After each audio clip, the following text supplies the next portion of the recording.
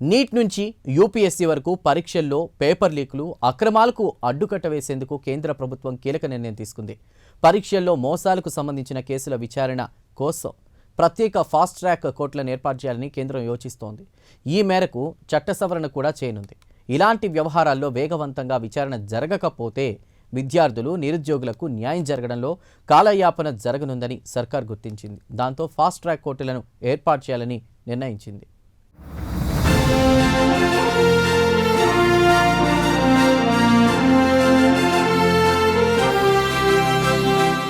దేశవ్యాప్తంగా పోటీ పరీక్షల్లో వరుసగా వెలుగు చూస్తున్న పేపర్ లీకులు, పరీక్షా మోసాల ఘటనలపై కేంద్ర ప్రభుత్వం కఠిన చర్యలకు సిద్ధమైంది. 2024లో తీసుకొచ్చిన public examinations prevention of unfair means చట్టం కింద నమోదయ్యే కేసులను వేగంగా విచారించేందుకు ప్రత్యేకమైన ఫాస్ట్ ట్రాక్ కోర్టులను ఏర్పాటు చేసే ప్రతిపాదనపై కేంద్రం పనిచేస్తోంది.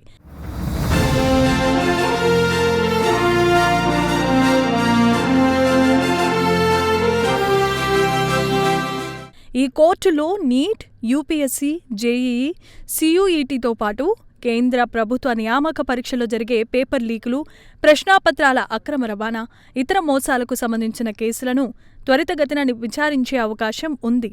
దీని ద్వారా నిందితులకు వేగంగా శిక్షలు విధించడం, పరీక్షలపై విద్యార్థుల విశ్వాసాన్ని పెంచడం ప్రభుత్వ లక్ష్యంగా ఉంది.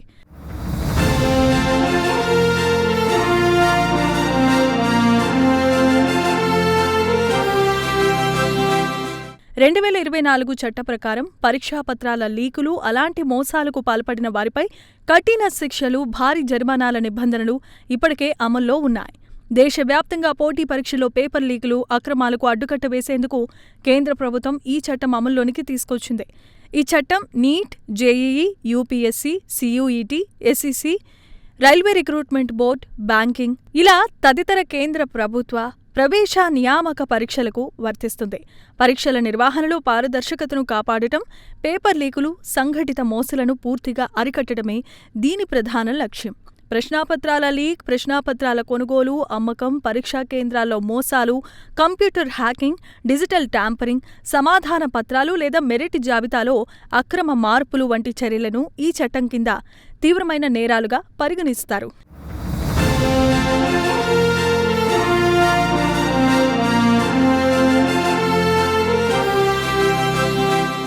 వ్యక్తిగతంగా నేరానికి పాల్పడిన వారికి 3 ఏళ్ల నుంచి 5 ఏళ్ల వరకు జైలు శిక్ష, 10 లక్షల రూపాయల వరకు జరిమానా విధించే అవకాశం ఉంది. పేపర్ లీకులు వంటి సంఘటిత నేరాల్లో పాల్గొన్న వారికి 5 ఏళ్ల నుంచి 10 ఏళ్ల వరకు జైలు శిక్ష, కనీసం ₹1 కోటి జరిమానా విధించేలా చట్టంలో నిబంధనలు ఉన్నాయి. అయితే ఇప్పుడు దీనిని మరింత పటిష్టవంతంగా అమలు చేయబోతున్నారు. పరీక్షా నిర్వహణ సంస్థలు లేదా ఏజెన్సీలు అక్రమాలకు పాల్పడితే వాటిపై కఠిన చర్యలు తీసుకోవడంతో పాటు ప్రభుత్వానికి జరిగిన ఆర్థిక నష్టాన్ని కూడా వసూలు చేసే వెసులుబాటును ఈ చట్టం కల్పించింది. విద్యార్థుల భవిష్యత్తును కాపాడుతూ పరీక్షల విశ్వసనీయతను పెంచడమే ఈ చట్టం యొక్క ప్రధాన ఉద్దేశంగా కేంద్ర ప్రభుత్వం చెబుతోంది. ఇప్పుడు ప్రత్యేక కోర్టుల ఏర్పాటు ద్వారా ఆ చట్టాన్ని మరింత సమర్థవంతంగా అమలు చేయాలని కేంద్రం భావిస్తోంది.